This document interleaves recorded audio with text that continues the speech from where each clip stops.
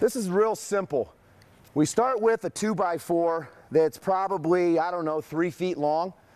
And because what we want to do is, when you have your hands in real close with the hammer, you have a tendency to really pull on the hammer. The wider you get your hands, you'll find that you can't pull because now you have to turn this board as a system.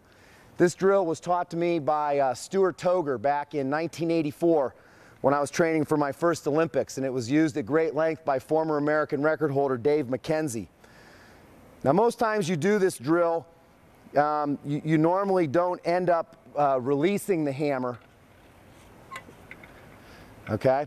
So what John's going to do, and I'm actually going to bring him up here a little bit more, he's going to start in the walk-around position, just letting the board hang and nice and relaxed. Sees 180, he's going to step forward, and he's going to start to turn. You can see how relaxed his shoulders are, and there's no way that he can drag or pull that hammer. Good.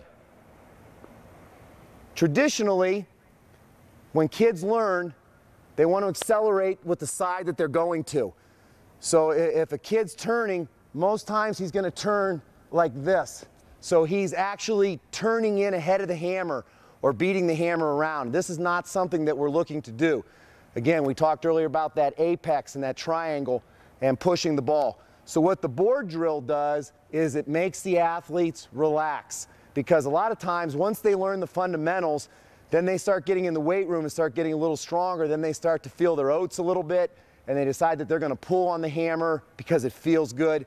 So what we'll do is we'll make them get on the board and get them back to that relaxed position. So we'll have John try that one more time. Traditionally, usually take like a small nail on one side and a small nail on the other side in case the handle starts to move out. But this is a specially designed handle for this board, and we've got some athletic tape here so it doesn't move out, but it's a little safer if you have 2 nails on each side there, just little nails. You can get him to bend his knees a little bit more, stay down, see 180, and turn. Feels a nice push with the right hand side. The knees are tight, the foot moving forward. Very nice counter. Thanks, John. That's one of our intermediate drills that we use, the wraparound drill. Again, mostly with the board drill, we don't like to release the hammer unless you want splinters in your fingers. What we do is the athlete gets better. Each week, we'll take another inch off that board.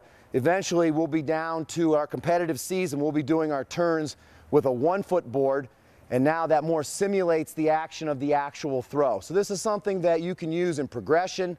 Start with a longer board, about 3 feet, so that your arms are out and the torso is relaxed, and then you can bring that board down into a smaller board so it more resembles the event.